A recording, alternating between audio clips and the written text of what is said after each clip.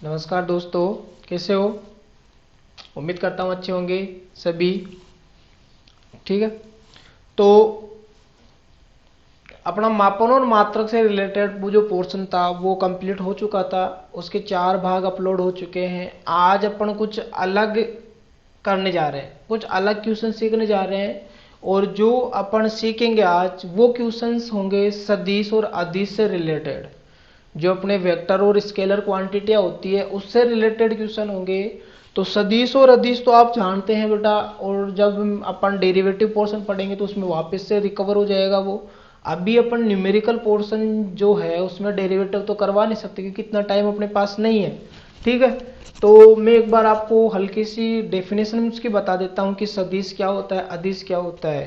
तो हम जानते हैं कि राशियों को व्यक्त करने के लिए जो भौतिक राशियां होती है, क्वांटिटियां होती है, उनको व्यक्त करने के लिए अपन ने परिमाण पढ़ा, उनका मात्रक पढ़ा, यूनिट पढ़ी। ठीक है, अब परिमाण और मात्रक के साथ एक थर्ड फैक्टर और आता है जिसको अपन बोलते हैं डायरेक्शन, दिशा। तो जिन राशियों को व्यक्त करने के लिए केवल परिमाण और मात्रक की आवश्यकता पड़े, दिशा की आवश्यकता नहीं पड़े, तो वो तो अदिश में आती है, उनको स्केलर बोला जाता है बेटा। और अदिश राशियों को व्यक्त करने के लिए दो राशियों के मध्य डॉट लगाया जाता है। और डॉट को जब वहां से रिमूव किया जाता है तो बेटा उनके परिमाण में कोस थीटा लगता है। क्या लगता है? Cos theta. जबकि सदिश राशियां वो होती है जिनको व्यक्त करने के लिए जो परिमाण और मात्रक होता है उसके साथ साथ दिशा की भी आवश्यकता अपन को पड़ती है कि पर्टिकुलर एक डायरेक्शन में अपन को चलना है, डायरेक्शन में वर्क करना है। ठीक है, तो सदिश राशियों को व्यक्त करने के लिए उनके बीच में क्रॉस लगाया जाता है, गुणा का साइन लगाया जाता है। और जब क्रॉस को रिमूव किया जाता है मेरे दोस्तों, तो उनके साथ साइन थीटा लगता है। उनके परिमाण के साथ क्या लगता है? साइन थीटा लगता है ना। तो ये तो एक बेसिकली जो फंडा था अपना कि सदिश सदिश क्या होता है वो है। अपन क्वेश्चन करने जा रहे हैं, न्यूमेरिकल पोर्शन चल रहा है, तो अपन यहाँ पे लिखते हैं बेटा सदिश एवं अदिश,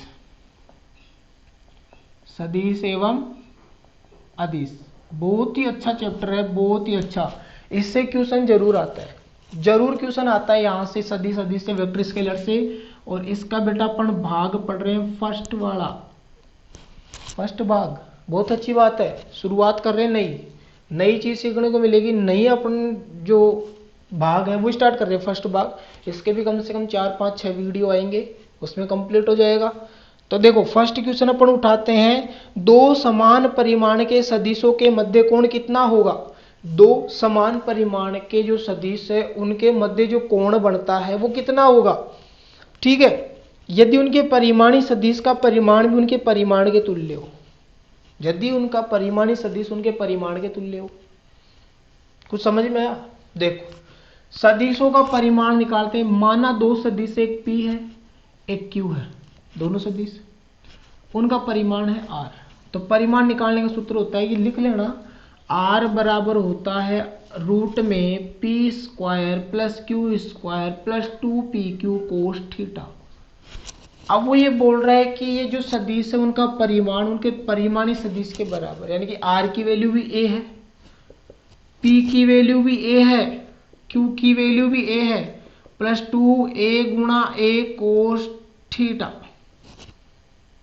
देखो मेरे दोस्तों, a बराबर हो जाएगा 2a square plus 2a square cos theta. इसका अपन क्या कर देते हैं? वर्ग करने पर, क्योंकि कोस को बाहर खींचना है, तो वर्ग करेंगे तो क्या हो जाएगा? a स्क्वायर हो जाएगा, इधर से a 2a square plus 2a square cos theta हो जाएगा। मेरे प्यारे प्यारे छोटे भाइयों बहनों, यहां से इसको इधर भेज देते हैं तो a square minus 2a square equal to 2a square cos theta बचेगा। 2a स्क्वायर में से a स्क्वायर गए तो माइनस का a स्क्वायर बचा, 2a स्क्वायर कोस थीटा बचेगा। a स्क्वायर से a स्क्वायर कैंसिल आउट हो गया, 2 को अपॉन में भेजो तो माइनस का 1/2 इक्वल टू कोस थीटा आएगा। ठीक है, क्या आ जाएगा? कोस थीटा आ जाएगा मेरे दोस्तों। अपन को वैल्यू कोस थीटा की निकालनी, तो देखो कोस में 1/2 वैल्यू किसकी होती है? 60 की होती है। किसकी होती है? 60 की। 1/2 60 की वैल्यू होती है कोस में। अब यहाँ पे माइनस लग रहा है, माइनस का मतलब वो दूसरे क्वाड्रेंट में है। कौन से क्वाड्रेंट में है? दूसरे क्वाड्रेंट में। दूसरे क्वाड्रेंट में अपन को जाना है तो अपन क्या करेंगे बेटा, अपन को इसमें कुछ ऐड करना पड़ेगा, क्योंकि कोस दूसरे क्वाड्रेंट में होता है और दूसरे क्वाड्रेंट को क्या लिखते हैं अपन, 90 प्लस थीटा। तो 90 प्लस थीटा लिखेंगे तो ये कोस किसकी वैल्यू बनेगी, 120 की। किसकी बनेगी बेटा, कोस 120 की वैल्यू यहाँ पे बन जाएगी, माइनस है तो यहाँ से यह आ जाएगा कोस 120 बराबर कोस थीटा, कोस से कोस कट गया और थीटा बराबर आ जाएगा 120 डिग्री। कितना आ जाएगा, 120 डिग्री। कैसे आया, देखो 90 प्लस थीटा करते हैं अपन तो दूसरे क्वाड्रेंट में कूदते हैं, थीटा की वैल्यू 60 थी, 90 प्लस 60 कितना हो गया, 150। अब 150 है, या फिर अपन डायरेक्ट लिख सकते हैं, दूसरे अपन क्या लिख सकते हैं, 180 माइनस थीटा, कोस कोस में रहता है क्योंकि ये तो साइन में हो गया, फिर माइनस प्लस लगेगा तो 180 माइनस थीटा, तो 180 में 60 गया तो 120 डिग्री। ठीक है, क्योंकि 180 वाली जो लाइन होती है बेटा, ट्रिग्नोमेट्री पढ़ना, 180 वाली लाइन में क्या होता है, कोस कोस में चेंज होता है, साइन साइन में चेंज होता है, टेन टेन में चेंज होता है, तो अपन को कोस के पदों में तो लाना है। तो 180 में थीटा घटाएंगे तो 120 डिग्री आएगी। ठीक है, चलो अच्छा क्वेश्चन था, लाइक शेयर करते रहिए बेटा, बताते रहे अपने दोस्तों को। ठीक है, चलो दूसरा क्वेश्चन है, दूसरा क्वेश्चन काफी अच्छा क्वेश्चन है, अपन अच्छे क्वेश्चन ही करवाएंगे। देखो क्वेश्चन नंबर 2 बोलता है, एक कण पर 3 न्यूटन व 4 न्यूटन के दो बल परस्पर लंबवत कार्यरत है, परिणामी बल का परिमाण तथा दिशा ज्ञात कीजिए। ओह माय गॉड, लंबवत है, 90 डिग्री बन रहा है, और जब दो राशि एक दूसरे के ऊपर कार्य करती है, ये इधर कार्य कर रहा है, ये इधर कार्य कर रहा है, लो, या फिर अपन बोल देंगे ये इधर कार्य कर रहा है, इधर कार्य कर रहा है, 90 डिग्री बन रहा है ना। तो ऐसा जब भी कॉन्सेप्ट आ जाए, परिमाण पूछ रहा है तो लगा दो, r बराबर root p square plus q square plus 2pq cos theta, p बराबर f1, q बराबर f2, r बराबर f, थीटा बराबर 90। क्या बचा, f बराबर root f1 square plus f2 square plus 2f1 f2 cos 90। Cos 90 की वैल्यू 0 होती है क्या, तो f1 square plus f2 square बचेगा क्या, f1 की वैल्यू भी बेटा अपन को दे रखी है 3 न्यूटन, f2 की वैल्यू दे रखी है अपन को 4 न्यूटन, 3 का स्क्वायर 9 होता है, 4 का 16 होता है, f बराबर रूट 25 में कितना आएगा, 5 न्यूटन परिमाण आ जाएगा, है ना। चलो बोल रहे दिशा ज्ञात करो, तो दिशा के लिए सीधा सा सूत्र लगाते हैं अपन। दिशा के लिए जो सूत्र लगता है, फॉर्मूला लगता है, काफी अच्छा फॉर्मूला है, टेन थीटा लगता है, टेन थीटा या टेन एल्फा के पदों में लिख दो कि टेन एल्फा बराबर होता है, जो अपने पास Q है, Q F2 था, तो F2 sine theta upon F1 plus F2 cos theta, F2 cos theta. Theta कितना है भाई यहाँ पे, 90, तो ये हो जाएगा F2 की वैल्यू कितनी है, 4, है ना, 4 ही है, बटा 3 को वो साइन 90 प्लस 4 कोस 90, कोस 90 की वैल्यू 0 है तो 0 हो गया, साइन 90 की वैल्यू 1, तो टेन एल्फा बराबर 4/3। एल्फा बराबर यहां से आ जाएगा अपने पास टेन इनवर्स भाग 2, 3 एकम 3 पॉइंट कितना बच गया, 1 0 3 तियानो 3 तियानो 1.33, तो टेन में एक वैल्यू होती है 45 की, तो 1.33 है तो 45 से तो ज्यादा होगा, तो एल्फा बराबर आ जाएगा 53 डिग्री के समथिंग, 50 डिग्री लिख दो, 53 लिख दो ऑप्शन देख के। ठीक है, उम्मीद करता हूं दोस्तों ये अच्छा क्वेश्चन था, बहुत ही प्यारा क्वेश्चन था। ठीक है, चलो आगे चलते हैं। चलो चलो देखो, क्वेश्चन नंबर 3 उड़ा दो। सदिश a बराबर 5i cap plus 12j cap का परिमाण तथा दिशा ज्ञात कीजिए। ओ माय गॉड, कितना अच्छा क्वेश्चन आ गया ये। सदिश दे रखा है, परिमाण ज्ञात करना है। परिमाण आपको पता है क्या होता है, परिमाण, परिमाण निकालना जानते हो आप। चलो भाई देखो, सदिश दे रखा है, कितना दे रखा है मेरे दोस्तों, 5i cap plus 12j cap, परिमाण हो जाएगा, इसको a मान लिया अपन ने, तो मोड ऑफ a बोलते हैं इसको। ये हो जाएगा x square plus y square, ये x की वैल्यू y की वैल्यू है, घटक है ये, आई कैप यानी x, जे कैप यानी y, के कैप यानी z, तो स्क्वायर करो, 5 का स्क्वायर 25 प्लस 144, कितना हो जाएगा 9 6 1 169, 13 का वर्गमूल है, किसका है 13 का। कौन पूछ रहा है, दिशा पूछ रहा है, तो टेन थीटा बराबर ए वाई अपॉन ए एक्स, तो टेन थीटा बराबर 12/5, उड़ाओ दिखा, टेन थीटा बराबर 2.04, तो यह आ जाएगा अपना थीटा बराबर टेन इनवर्स 2.4, तो भैया 1.45 की वैल्यू है, 1 से तो ज्यादा होगा, ठीक है, और 2.4 लगभग, तो लगभग अपना कोण जो बनेगा वो बनेगा 68 डिग्री, तो 67.5 डिग्री निकाल लेना भैया। √3 की वैल्यू रखो, फिर आगे चलो, है ना। अनंत आता है, इनफाइनाइट आता है 90 पे, तो इनफाइनाइट से तो पहले हो जाएगा काम। चलो भाई आगे चलते हैं क्वेश्चन नंबर 4 की तरफ।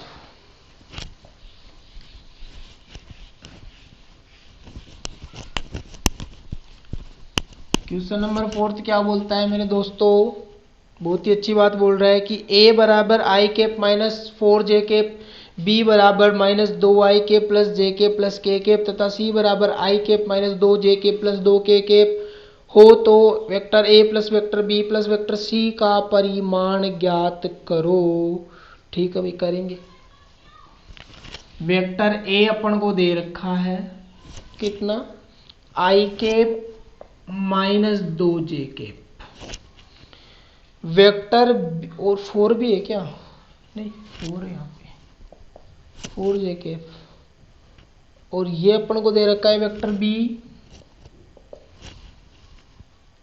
माइनस 2i के प्लस जे के प्लस के कैप, माइनस 2i के प्लस जे के प्लस के कैप, और वेक्टर c बराबर अपन को दे रखा है I cap minus 2j cap, I cap minus 2j cap plus का 2k कैप। बोल रहा है एबीसी का परिमाण ज्ञात करो, vector a plus vector b plus vector c का परिमाण, तो पहले तो वेक्टर एबीसी चाहिए, vector a plus vector b plus vector c equals to, देखो जोड़ो भाई, 2 माइनस 2 तो i तो गया, 2 और माइनस 4, माइनस के 6 में से गया तो 5 बचेगा, माइनस का 5 जे के बचा, 2 और 1 3, तो प्लस का 3 के बचा, यही बचेगा। परिमाण क्या हो जाएगा भाई, vector a plus vector b plus vector c mode में आ जाएगा, और ये हो जाएगा 25, इसका स्क्वायर प्लस 9, तो भैया बता सकते हो क्या, कितना हो गया 34, तो √34 की वैल्यू आ जाएगी, √34, ठीक है, ठीक है भाई। चले आगे देखो, अब √34 को भी अपन डिस्क्वालीफाई कर सकते हैं, कोई दिक्कत नहीं। चलो, यदि सदिश a बराबर 3i cap minus 2j cap plus 5k cap हो, तो सदिश a का परिमाण इसकी दिशा में एकांक सदिश ज्ञात करो। ठीक है, वेक्टर a अपन को दे रखा है, परिमाण ज्ञात करना है और एकांक सदिश ज्ञात करना है, तो पहले तो वेक्टर लिखो 3i cap minus 2j cap plus 5k cap, परिमाण निकालने तो मोड ऑफ ए की बात हो रही है, 9 प्लस 4 प्लस 25, ठीक है, 25 और 9 34 और 4 38, तो ये तो आ गया √38। ठीक है भाई। एकांक सदिश का जो फॉर्मूला होता है, एकांक सदिश, उसको अपन दर्शाते हैं कैप से। तो ए कैप बराबर होता है vector A upon mod of A. तो A cap equals to vector A की value 3, I cap -2, J cap +5, K cap upon √38। एकांक सदिश हो गया। बहुत छोटे छोटे क्वेश्चन है ना। चलो चलते हैं आगे। उम्मीद करता हूं काफी अच्छे से समझ में आ रहा होगा। बहुत ही छोटे क्वेश्चन है। ठीक है, चलो अगला क्वेश्चन। अगला क्वेश्चन है भैया, आपके लिए लेके आया हूं अगला क्वेश्चन। देखो क्या बोल रहा है। एक वस्तु पर 3 बल vector A vector B vector C इस प्रकार लग रहे हैं कि वस्तु संतुलित अवस्था में है। यदि वेक्टर ए बराबर 2i के प्लस 4j के प्लस 5k के, वेक्टर बी बराबर i के प्लस जे के प्लस k के हो, तो वेक्टर सी का परिमाण ज्ञात करो। संतुलन अवस्था में है तो मेरे दोस्तों इसको ऐसे लिखो कि वेक्टर ए तो दे रखा है अपन को 2i के प्लस 4j के, 2i के प्लस 4j के प्लस 5k के। वेक्टर बी अपन को दे रखा है i के प्लस j के प्लस k के, और वेक्टर सी अपन को दे रखा है पता नहीं। वो बोल रहा है संतुलन अवस्था में है। संतुलन अवस्था क्या बोलती है कि तीनों का जो योग होगा वो 0 होगा, अर्थात vector A plus vector B plus vector C बराबर 0। तो वेक्टर ए की वैल्यू तो 2i के प्लस 4j के प्लस 5k केप है, और वेक्टर बी की वैल्यू i के प्लस j के प्लस k केप है, और वेक्टर सी तो ज्ञात करना ही है, इधर 0 चल ही रहा है। तो देखो 2 और 1 हो गया 3i केप, 4 और 1 हो गया 5j केप, और 5 और 1 हो गया 6k cap, plus vector C बराबर 0। उनको सबको उधर भेजेंगे तो माइनस लग जाएगा, माइनस का i केप माइनस का 5j केप माइनस का 6k केप। इसका परिमाण तो पूछ रहा है अपने से, तो रूट निकाल दो।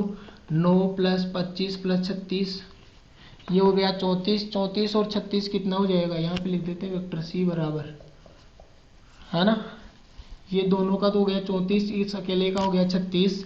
तो वेक्टर मोड ऑफ सी बराबर कितना आ जाएगा अपने पास 10, 9 और 1 10, 100। तो वेक्टर सी बराबर आ जाएगा 10। ठीक है, तो सी का परिमाण कितना होगा 10 होगा, है ना मेरे भाइयों। नहीं आया समझ में? नहीं, सॉरी, देखो ये होगा 10, है ना, 70, यहाँ पे मैंने 6 मान लिया ना, 70 होगा ये, तो √70 न्यूटन। ठीक है, काफी अच्छा पोर्शन था अपना।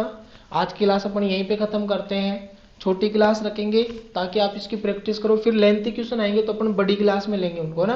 अगली क्लास में थोड़े लेंथी क्वेश्चन लेंगे, थोड़े अलग टाइप के क्वेश्चन लेंगे।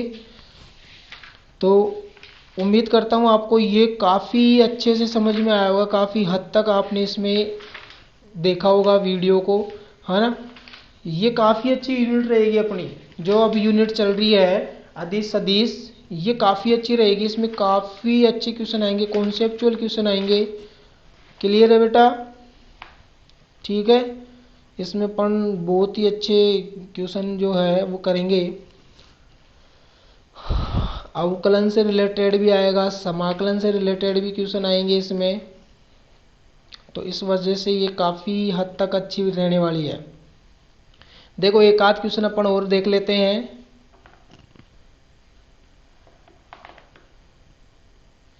दो बल 4 न्यूटन तथा 3 न्यूटन का न्यूनतम परिणाम कितना होगा?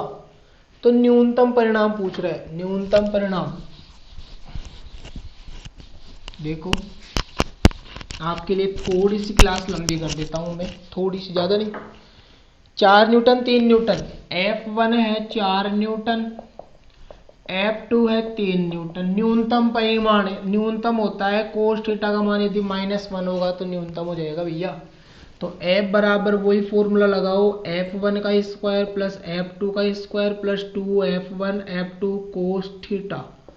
तो यहां से चमका दो वैल्यू, F1 की वैल्यू 16 हो जाएगी, ये हो जाएगी 9 प्लस 2 गुणा 3 गुणा 4 गुणा -1 कोस थीटा की वैल्यू -1 रखी है अपन ने। तो f बराबर कितना आ जाएगा अपने पास, रूट में 9 और 16 25 होता है, और ये माइनस का हो जाएगा 12 और 12 दूना 24 नहीं होगा, 4 या 12 और 12 दूना 24, 24 25 में 24 गया तो कितना बचेगा, √1। तो f बराबर कितना आ जाएगा, 1 न्यूटन आ जाएगा, न्यूनतम बल। अधिकतम पूछता तो कोस थीटा मेरे भाई लोगों हो जाता, एक कोस थीटा की वैल्यू 1 हो जाती, फिर यहाँ पे 1 हो जाता, ये दोनों जुड़ जाते। ठीक है, तो न्यूनतम अधिकतम ये थोड़ा सा ध्यान रखना है। एक और देखो, दो बराबर बल एक दूसरे के लंबवत कार्यरत है, इनका परिणाम बल 14.14 है, प्रत्येक बल का परिणाम ज्ञात करो। ओ तेरी, चलो दो बल है, परिमाण दे रखा है 14.14 न्यूटन और लंबवत कार्य कर रहे हैं, तो यहां से चमका दो वैल्यू, कितना आएगा देखो, F बराबर होता है F1 प्लस F2 का square plus 2 F1 F2 cos theta. लंबवत है तो थीटा 90 डिग्री, तो खत्म हो गया ये तो, और इसकी वैल्यू दे रखा है 14.14 बराबर F square plus F square, दोनों का परिमाण समान मान लिए 0 हो गया, तो 14.14 बराबर 2f स्क्वायर हो जाएगा। यहाँ से ये 14.14 बराबर √2f हो जाएगा, और f की वैल्यू निकालेंगे तो 14.14 बटा √2 हो जाएगा, और f बराबर 14.14 बटा इसकी वैल्यू होती है 1.414, ये होती है रूट की वैल्यू 1.414। ये पॉइंट हटा, नीचे 2 जीरो लग गई, ये हटा, ऊपर 3 जीरो लग गए, 2 जीरो से 2 जीरो कट गया, 14 14 14 14 जीरो कितनी बार, 10 बार, 10 न्यूटन आ जाएगा मेरे भाई लोगों। प्रत्येक बल की वैल्यू कितनी आएगी, 10 न्यूटन आएगी, है ना।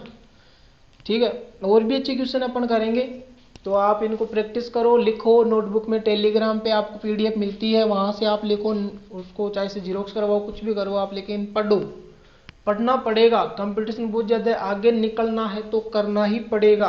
ठीक है, मैं बार बार आपको बोल रहा हूँ, मैं इतना एफर्ट लगा रहा हूँ, बेचा क्यों लगा रहा हूँ, क्योंकि अपन रहते हैं ग्रामीण परिवेश में, और ग्रामीण परिवेश में अपन अफोर्ड नहीं कर पाते, टेक्नोलॉजी में पीछे हैं अपन, तो जितना मिल रहा है उसका तो यूटिलाइजेशन करें अपन। ठीक है, कई मेरे भाई बहन ऐसे भी हैं जो गवर्नमेंट स्कूल में पढ़ते हैं, उनकी फैमिली बैकग्राउंड बहुत वीक है, तो कुछ हद तक उनको बेनिफिट हो, क्योंकि वो बड़े बड़े कोचिंग इंस्टीट्यूटों में इतनी फीस नहीं भर पाएंगे। तो मैं ये चाहता हूँ कि उनको थोड़ी हेल्प हो, ज़्यादा मैं नहीं चाह रहा कि, मैं ये नहीं चाह रहा कि मैं सिलेक्शन दे दूंगा, बट मैं उनके लिए थोड़ा बहुत कुछ कर सकता हूँ कि चलो उनको कुछ मिलेगा, थोड़ा सा वो अपनी मेहनत और इस मेहनत को मिलाकर कुछ अचीव कर सकते हैं। ठीक है, तो उम्मीद करता हूँ कि आप अच्छे मार्क्स लेकर आओ, उसी के लिए मैं थोड़ा एफर्ट लगा रहा हूँ, तो आपसे मैं उम्मीद करता हूँ कि आप भी थोड़ा अच्छा करोगे, आप अपने दोस्तों को, ठीक है, रिलेटिव को, जितने भी आपके जानकार हैं उनको शेयर करोगे, उनको बताओगे। ठीक है, जय हिंद जय भारत।